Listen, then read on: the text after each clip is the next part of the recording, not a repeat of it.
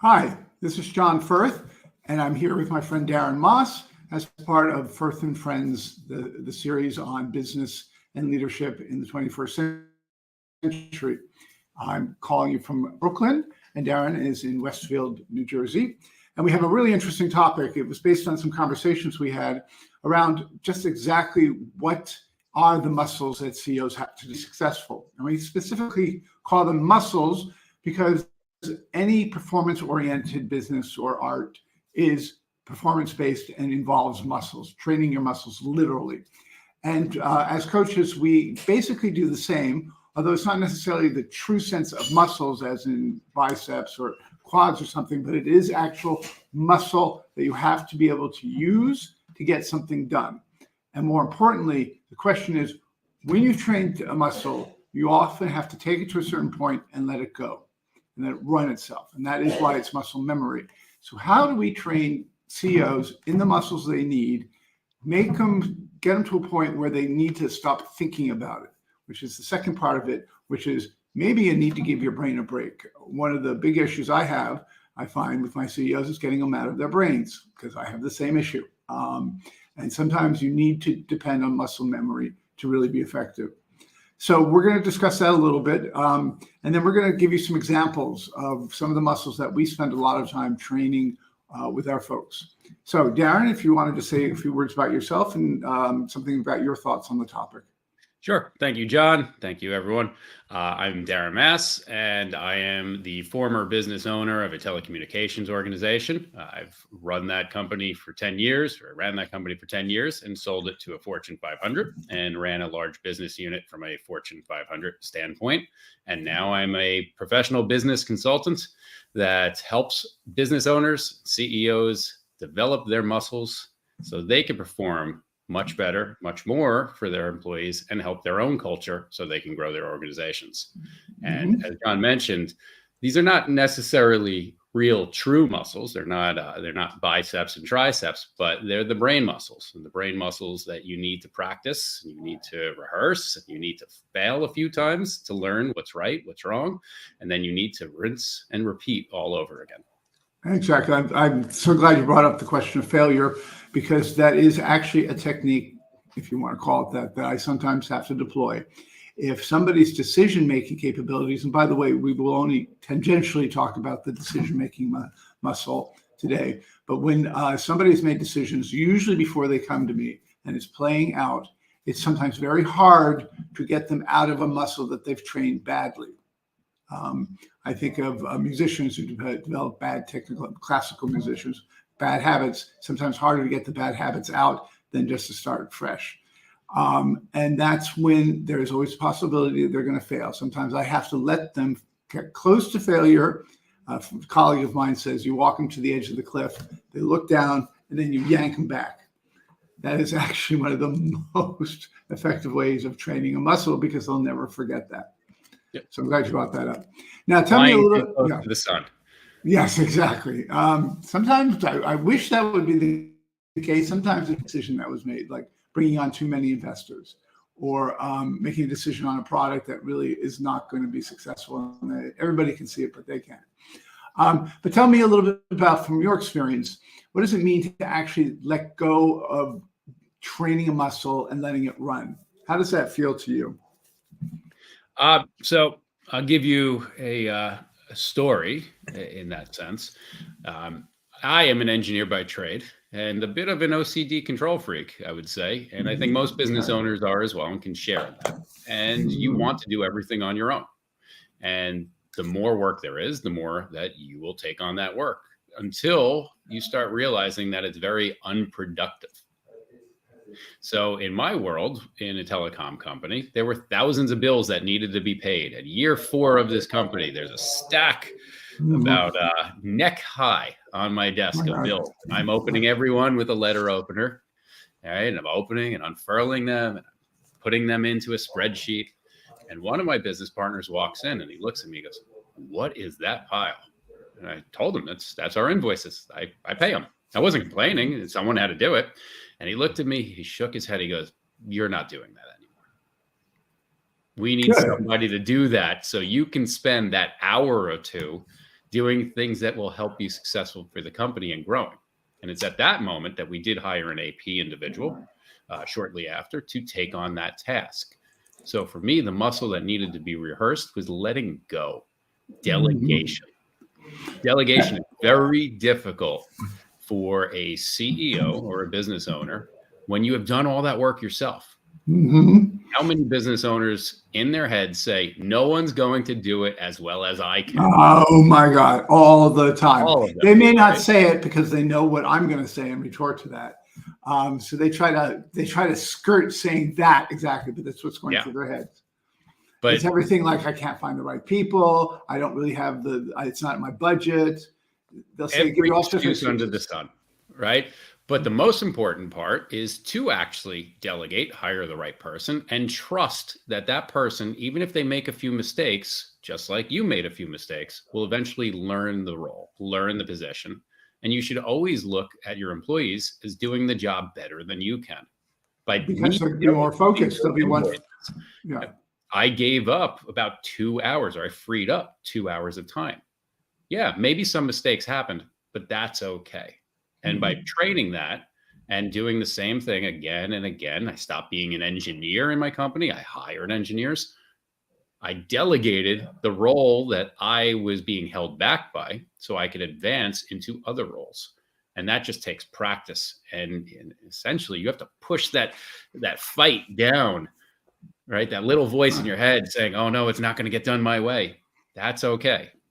Because someone else can do your job better than you in a different way, as long as it gets completed.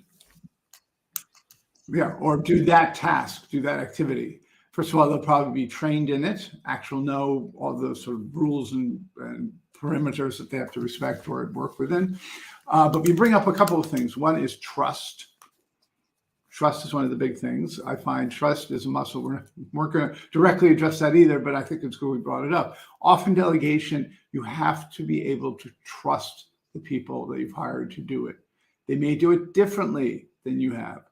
They may have a different method of working. Maybe there's certain periods of productivity in their day that you go, wait a second, why are you waiting till 4 p.m. to do this? I usually did it first thing in the morning. Well, that's why they do it. So you have to be able to do what I consider to be one of the most important muscles, which is accountability, which I spelled wrong on here. Accountability. Spelling is not a muscle. Yeah, right. Telling, we're going to get to that one too. Accountability. Most CEOs I find, most of my clients get their heads wrapped around accountability in such an unproductive way. Here's again an example of your brain getting in there in a way it shouldn't. The whole point of training these muscles, even though you said, as it were, it's in your head, but it's the creative side of your head, the learning side. Most CEOs, when they come to accountability, they immediately go to the amygdala, the fear part, which is exactly the piece you want to calm down. And so they begin to think it's some sort of project management system. There's some outer force that is he can press a button and say, all right, tell that guy and that guy, he's late on this and so forth. That's not how it works. Accountability is as much a mindset as it is a technique.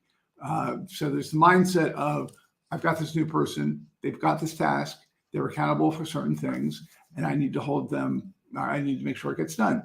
Then there's the technique of holding people accountable, the actual saying to somebody, you're late, or something. What has your experience been, and how do you the muscle of your clients? So when it comes to accountability, I guess we need to hold you accountable for the spelling mistake.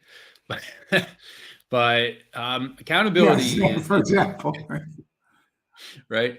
Accountability is essentially practice, and I think more so than ever today, with today's employment environment, business owners are afraid, are fearful of holding people accountable or holding their employees accountable to their jobs, their roles, their mistakes.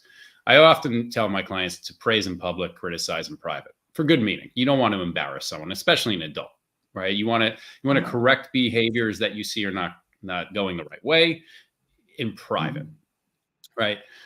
But accountability is really a function of practice and routine. So what do I mean by that? Business owners and businesses that do not have quarterly employee reviews, that's the review with a client. That's the review with a client in front of their manager and or the business owner, at least two people of the senior team. That is their ability to have an open and honest conversation about their performance, their goals, their desires, and where they're doing really well, where they're performing, right? It's the employee's chance to be open and honest, right? And at that moment, you have a special bond with your employee where you can now see an error or some aspect of their performance that needs to be corrected on neutral ground. And if you do that on a quarterly basis, you're essentially seeing the change over time with a very minimal timeline. It's interesting because what you're saying is that the CEO has to learn how to train the accountability muscle, not only in himself, but the people around him.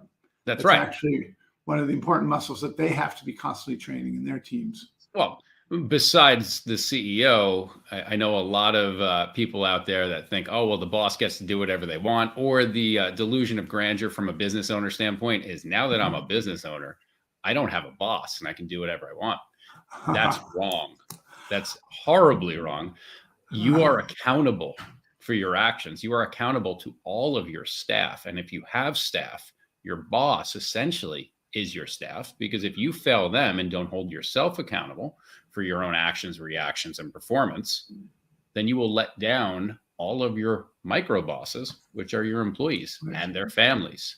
Right. So you have to hold yourself accountable as well as your employees on a quarterly basis at a minimum. Right. At a minimum, I would say every day. I think this is the culture of accountability that people misunderstand, is that if you as the CEO, business owner are actively, I mean, it's true of any muscle. If you train the muscle and you're using it every day, or at least in key moments, that the employees get it, that's right there.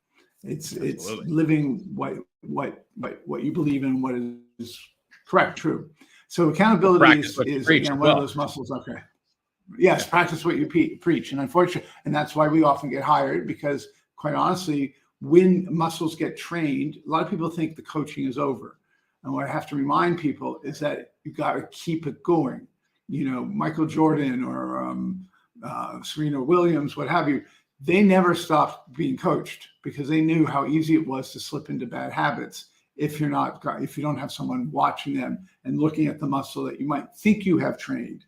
And you probably did, but it can slip very quickly. That brings me to another very quick. Those two examples that you brought up are a true lesson in self-accountability. Yes, Michael Jordan, Serena Williams, it didn't matter what other people thought of them. Their performance was to themselves. They were holding themselves accountable to a bar that was unachievable in all rights with any other professional in sports, but they held themselves to that level.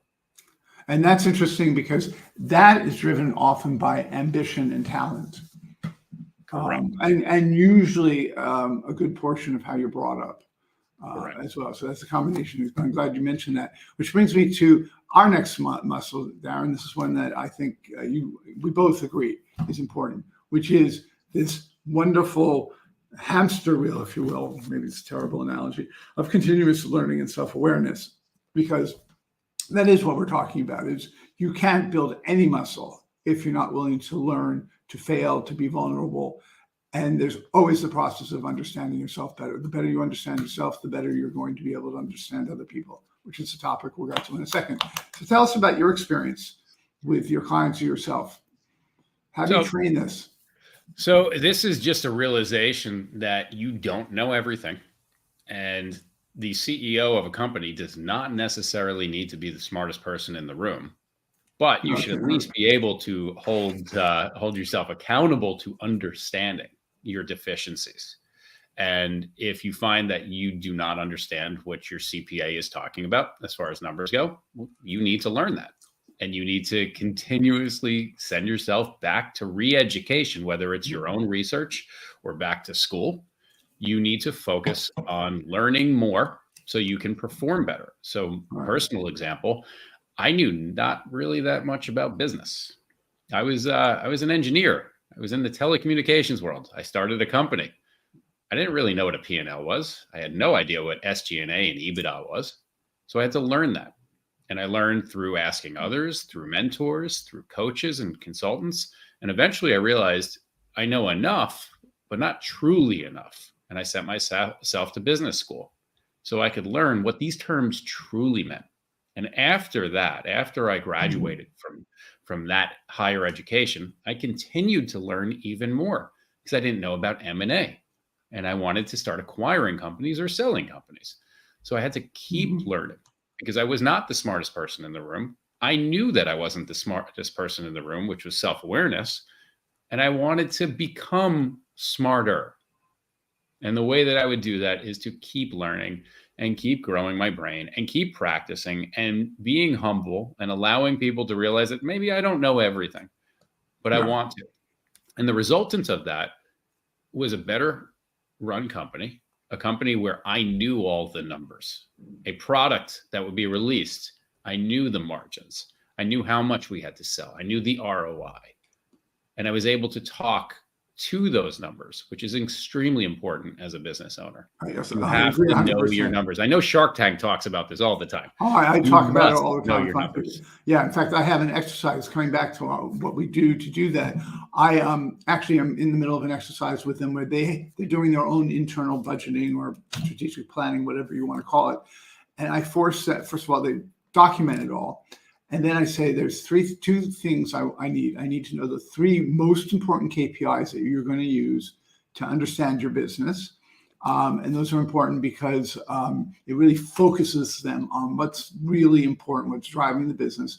And then the three key strategic initiatives, because in the course of doing their daily work, they forget that they've got a future they have to build to, which actually brings me to my next one, which is the planning, the long-term thinking.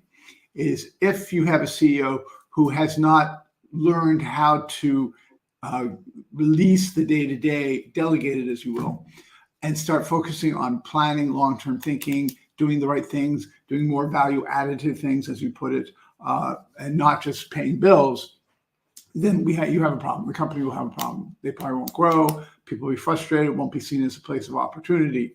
So the way I train that is, again, about October, November, December, we go through our own little internal comparison of budgeting. And I work with them actively to define those three key initiatives that are strategic, i.e. for the long term, but require resources to get done. And then the KPIs, that is a conversation that helps them focus on what truly drives the business and not just paying the bills. So I don't know what your experience is with getting your guys to work that muscle. But I find it's one of the most important, one of the hardest to train, because for some of them, it's a real leap of faith to get out of the day-to-day and to start talking about things that, are diffuse, ambiguous, but that's the whole point. That's why the C is there, is to deal with ambiguity. Yeah. So I like to have my clients practice long-term thinking in short terms, right? Okay. Sounds a little weird. Okay. So I practice a entrepreneurial operating system that has you look out no more than a year, but in quarterly clips at a time. Why? Because, John, if I was to interview you for a job or a position or anything in life, and I said, where do you see yourself in 10 years? Great. You're going to give me the imagination. You're going to tell me where you think you're going to be. But guess what? Or you're going to tell you what I think you want to hear. Exactly. But guess what? A pandemic hits and that plan is derailed. We can't affect too far into the future. So the real question needs to be, where do you want your company to be? What are the KPIs or milestones where you want to grow to? Most importantly, in 3 months, what is a small task that we can get done, that we can absolutely accomplish, which will keep us in alignment with that yearly goal? And that's something that you and I can see. In 3 months, a lot could change. A pandemic can happen. But in a typical environment, 3 months is exactly the future that we can see. And if we make these subtle changes every 3 months, by the end of the year, we will have accomplished our goals. Right. That is Right. pure practice, because you don't want to go too grandiose on your quarterly goal. You want to keep it within the realistic probability of your company's capabilities and goals. Yeah. And that Well, we can see that. Yeah. And that's what I do with this exercise. When we just, by December 31st, we'll have the document. And then once a quarter, we do a checkup on how are you doing on this? How are you doing on the KPIs you said? How are you doing on your strategic initiatives?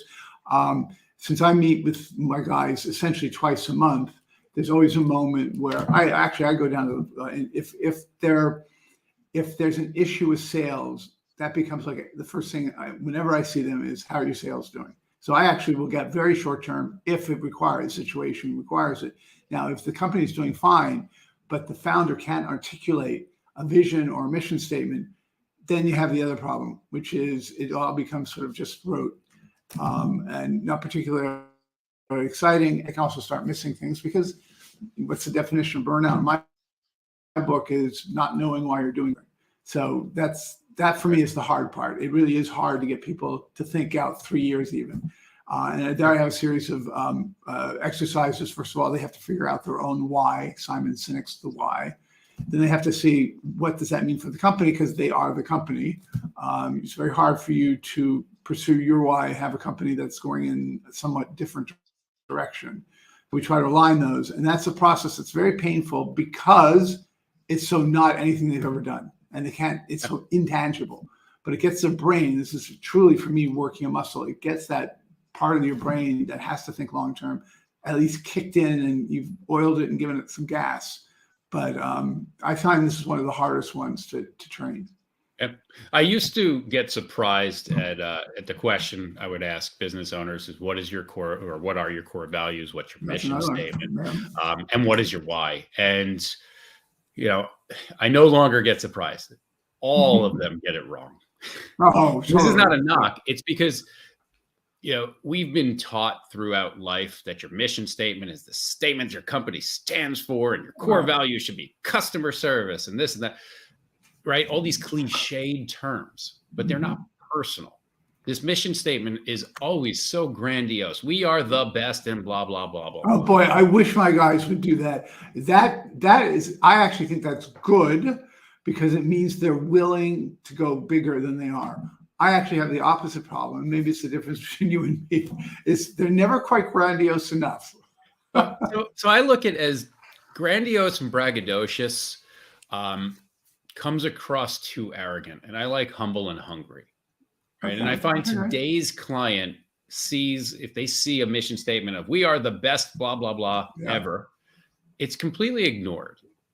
What company on this planet says that they don't have the best customer service? Well, what company, however, fulfilled a mission of, we will be the most consumer-centric company in the world? Amazon. And so there are CEOs who can make that bold statement and fulfill on it. But those are like one in a quadrillion. I mean, that's in that handful of generation. In that example, though, I would say that's a mission statement, but it's also a mission drive. We will be, meaning we're not, but our goal is to be. Actually, right? I have to check if it's we will be or we are. It's probably we are. Yeah, okay. We are. Yeah, that would it's make aspirational. It's aspirational. Absolutely. But that's what mission statements should be. Right. It should be an aspirational. Yes, it should be internally a bit of a stretch, but it should communicate to your clients that this is who we are. But the core values are also always wrong. Core values need to be real, just like the why. If you ask your clients, what is their why? What is their purpose? They'll always get it wrong, because that takes practice and learning. What is the real purpose? That is a real muscle. That is a muscle you have to train off. Yeah, your why. First of all, your why can change. I find the why thing is a muscle that you never stop training. You always have to come back to it and ask yourself. I do that with myself too, and I'm always amazed at how much work it is to go back, drill back again, and say, all right, it's not resonating with you anymore, John, or you got to rethink it. It's a very hard muscle to train, but it's a very important one. In fact, I believe we should change the term mission statement into the purpose statement. because the mission statement to me is more internally for your Yeah, own it ends up employees to live to that Right. statement. That is Right. our purpose. And externally for your customers to understand, why am I going to buy from you? Right. What's your purpose? So a little bit of a digression, but that falls under the planning of a company and the long-term thinking and the muscle that you need to constantly readjust and retrain to Right. believe in what you're doing. Yeah. And as I said, I think it's one of the harder ones.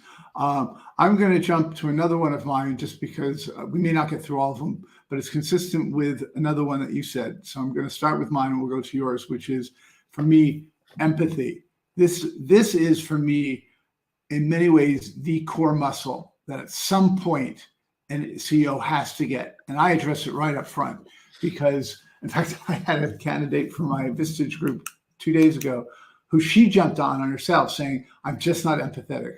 I don't understand empathy. I know I'm not. And of course, the answer to that was, well, you better work with me. And I think she will. Empathy is not sympathy. I always tell people it Right. is understanding how someone is feeling, not being a hero rescuer or saying, or pitying them and saying, I really feel for you. It's painful. I know. Or even making a decision based on being sorry for someone. It is knowing what the person thinks, feels, and how they're going to react to something that you do. Because if you truly get that, that's the heart of being a people person. You can modulate what you're doing, everything else you're doing, to ensure that that person feels valued, especially as an employee or a client of anything. They feel heard, they feel they're valuable, and they feel that they really belong. So empathy for me is practically the single most important thing I work on in terms of muscles. I don't know about you. I know you call it actually emotional fortitude. Yes. So yeah, Sorry, empathy got the to wrong one me, there. I'm smirking because having the title empathy under me is a challenge. So I am an individual that Okay, has ADHD, like so many do I. CEOs that have ADHD. And one of the issues with ADHD individuals is the complete lack of empathy. And all throughout life, I remember my mother saying to me, "You need to learn empathy." I had no idea what that meant. And like everyone else, I thought empathy and sympathy are the same. I feel Mm-hmm. bad when someone feels bad, but it's not the same. It's being able to emulate the emotion or feel the emotion that someone else is portraying, Right, because then you right? have to be able to deal with it. Exactly. It's If knowing how to come across. And, I will say out of all of our topics for muscles, empathy is the one that I have to practice the most because I don't have it naturally. In fact, I have to fake it. There are and times where if that's a someone goes training. on a It's a form of vacation, training. Yeah. yeah, if someone goes on a vacation, they want to tell me about the vacation. All I want to do is hit the remote and go fast forward. Great. You went on a vacation, get back to work. Right. I'll go. Or, and it sounds really bad, but it's honest. So the way I've dealt with empathy is I am open about it. I'm not an individual that has empathy. Whereas I practice emotional fortitude, getting control of my own emotions. And as you had mentioned before, in a way, learning how to portray empathy for the sake of someone else. If someone has a sad moment and they want to relate with you and tell you, as a CEO, you have to be there. You have to be able to hear that. Now, granted, you might not be able to feel that impression, but you have to be part of that impression. Your employee is reaching out to you as a pillar of strength. And you have to be able to realize, wait, even though I don't have this skill, I need to practice like I do have this skill. And that's Yeah. where emotional fortitude comes in, to be able to control your emotions. Right. I consider it discipline, emotional discipline. It is discipline. It is a practice. So emotional fortitude to me and empathy is a practice. Yeah. If you want to be a very successful business owner, manager, leader, executive, what have you, you need to know how to control your emotions in any heated scenario or any day-to-day scenario. Everybody has been guilty of sending that angry, Oh yeah. wrong email, Oh boy. hitting the send button, And going, Every oh my single God. human being has done that in the professional world. And those are those times where you immediately either regret it, or when you sleep on it, you say, man, I wish I didn't send that. It's the exact reason why Apple has put an unsend feature in their text messages and in their emails.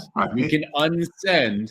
Right. What we practice in my world is, if you want to send the angry email to help you come off of your emotional height, type the email. Do not put anyone in Not the send address it. bars. Yes. No, so Yeah, you because don't you make the might do it by mistake of accident. accidentally control send, right? Do not put an address in.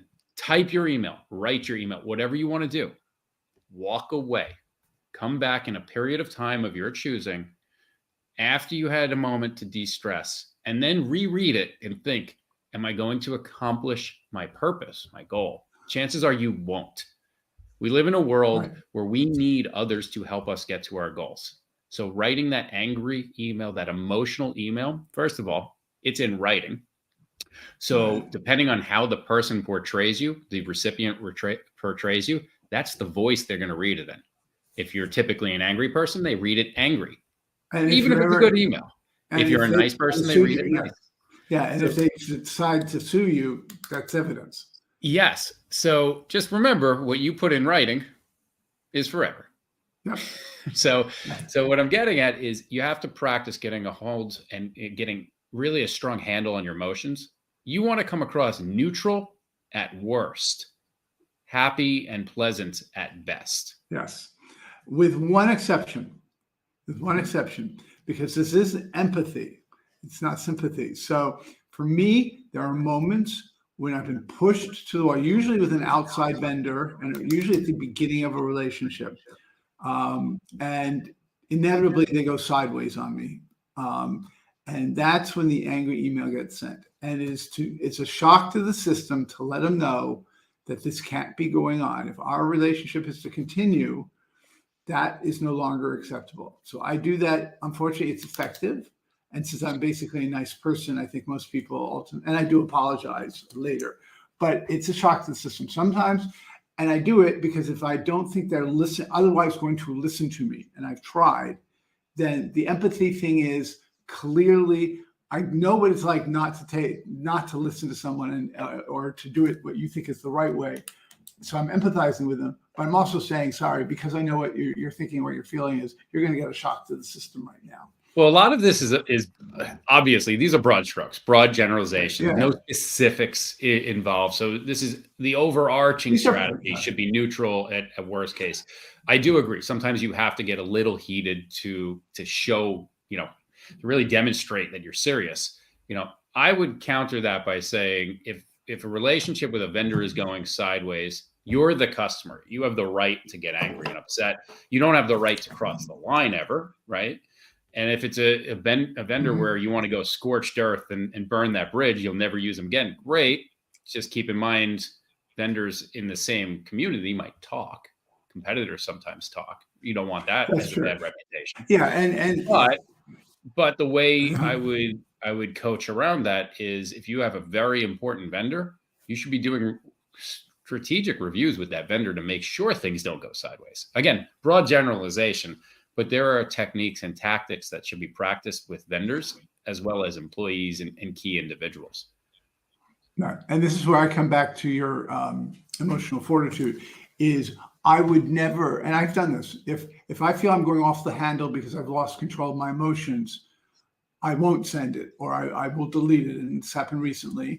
I read it and I said, okay, you weren't in control of your emotions. You have to be very much in control of your emotions when you do something like that. It has to be for a very specific purpose, which is, I'm not getting what I need. You need to understand that, and I can't seem to get it across any other way. It is very unemotional. It may sound emotional if I just don't write it well, but you cannot do anything like that if your emotions come into play in a negative way. Oh yeah, it has to be completely disciplined. Yeah, and then just to take it a little further, there are lots of techniques and strategies to cut someone who is overly emotional down if you're trying to take them down a notch, But again, this is, you have to define what is your end purpose here. What's your goal? Right. If you receive that angry email, I tell clients all the time, usually it's someone internal getting annoyed at another person or group, and they're just known to do this. Open that email and read it in the voice of Elmo or Cookie Monster. I have an email sitting in my email box. And I've gotten to the point now that I'm so attuned to this that based on what I've sent someone, I can almost 100% know what's going to come back in the email. And every now and then, I've just sent that to somebody I'm doing something with. Just basically, I don't understand it. You're confusing me more and more. Basically saying you're getting me for free. So like you need to pay me for what you're planning to do with me. And I know I see the response and I haven't opened it because I need to be in a place of emotional fortitude when I read it, because I'm not going to be happy and I'm going to have to. And so I do occasionally know, you look and say, okay, this is not going to be a happy making email. So let me wait for that moment where I'm going to react to it without unnecessary, unproductive emotion. That brings me to the last two. Now, this is one of the one of the absolute key techniques for anyone who has understood. It's not about telling. And this is a very hard muscle to train, at least at first. And I tackle it pretty early in the relationship, which is John Maxwell's saying, great CEOs ask great questions. This is a total, and I'm going to say it, mindfuck for a lot of CEOs because they think it makes them look weak. It makes them sound like they really aren't in control of the situation. It's a very subtle form of communication, but it winds its way through everything we're talking about. You don't ask questions, you won't figure out what the long-term goals are or what they should be. If you're not asking questions, you're not going to be able to be empathetic. By the way, it's the best way to show that you're empathetic is to ask good questions of an employee. It's a way to get through some shit where people aren't listening to you and getting the message. You turn it around and you start asking them questions. That actually, there are studies that prove an employee will remember more if they're forced to answer questions than if you just tell them. So I work from the very beginning. In fact, so much of the technique of Vistage is about asking great questions. And you can tell who are good CEOs based on the questions they ask in a group setting, for example. Yeah. So I fully agree. This is, again, as an individual with ADHD, it took me a long time to learn this. And you have to want to listen. That's always been my difficulty is I know I should ask the question, but I don't know if I want to hear the answer. So asking questions is directly correlated to listening. Absolutely. And the ability to listen. And, as I said, it was difficult for me to eventually learn this because I didn't like to listen. I like to talk, right? Because I thought I knew it all. And learning over time, you might not know it all. In fact, some of your employees might know more than you do because we hire employees that can do their job better than we can do their job. And they can see things. They often have more objectivity than we'll ever have. In fact, working in a company is very different than working on a company. What I have found by asking questions is, one, you get some answers that you wouldn't have even thought about. One, two, you actually get better at asking questions by practicing and rehearsing asking questions, which is extremely important. Three, you gain so much more knowledge when you ask questions. And you also catch mistakes or possible right turns when we should have made a left and vice versa. And also, as you had mentioned, your employees or clients, vendors, end up learning more by having to answer the question because they will catch themselves. They will be a little bit on edge and heightened. And then they, in turn, will learn to ask their own questions. So it's a snowball effect. If everyone starts asking more questions, eventually you heighten and elevate the organization as a whole. Yeah, and that's when the CEO becomes the coach. We've seen it in several examples we've talked about. For me, there's one very important dirty little secret, which is who maintains control when they're asking the questions. The person asking the questions. That's right. Because they can steer the conversation. You're controlling the flow of the conversation. It's the person who has to answer the questions who suddenly is not in control anymore. It's like interrogating a criminal or something. The police keep the control when they're doing the interrogation. Now that's a very pointed way of saying it, but I also use it for, I train CEOs pretty much immediately on this, usually because they come in and say, my board, I just don't get what they're saying. I don't understand. Well, there's a little bit of empathy maybe there, but it's like, well, maybe you should ask them a question of, can you explain it again? Or a problem with an employee, because it also shows empathy. It shows that you care if you ask the question. Right. Even if you don't. So another aspect that we should consider is the fact that most mistakes from employees or vendors is out of pure fear. Yes. Fear of looking dumb or stupid or having a stupid question. Mm-hmm. Right? It's because we're afraid to ask questions. If the CEO delegates to you as an employee and you're expected to know how to do your job, maybe you're afraid to ask the CEO a question about how, what, why, where, when, and you just do it. So you miss the expectation, right? Perfect example, George Costanza, when he was told to go downtown, the entire episode, he wasn't paying attention and didn't know what he was supposed to do downtown. Now, had he just asked the question or said, I'm sorry, can you re-explain what you would like me to do, other than hearing go downtown like it's in the song, he would have had the knowledge of what his boss wanted him to do to meet the expectation. Right. Ended up in failure because he didn't have the information, because he didn't ask the right questions as the employee. Exactly. No, it's, for me, this is the most important thing. It's information gathering. It's showing you care. It's making sure you have the full story. It's unending. We were going to talk a little bit of charisma, but I see we're almost at 45 minutes. I'd like to wrap up really, because this is one of those conversations you and I could have, like many conversations we have, for hours. But I think the important thing is to realize, or what I've come to realize, is a lot of these, you're constantly building the muscle. It's very hard to stop building a muscle in some of these things. I think there are times when you get so good at it, you should not worry about it so much. And I think that's what we were talking about, sort of giving your brain a break, which is, you can overwork a muscle. You can get obsessive about, let's say, empathy. I'm not empathetic. Help me, help me, help me. Well, there are moments where I have to turn to somebody and say, no, actually, we're going to move on. You may not see it, but you're there. And you need to move on, because otherwise you're going to overwork this muscle and you're going to ignore other muscles you need to work on. So, what would be one of your parting comments about this subject? Yeah, I agree. You can practice until you exhaust yourself. You have to know when to take a break. What I've found is really helpful is just go take a walk. I've taken up hiking recently. That helps me completely de-stress, right? Just like if you're going to the gym, if you're doing push-ups and then bench press every single day, eventually you're going to get into exhaustion.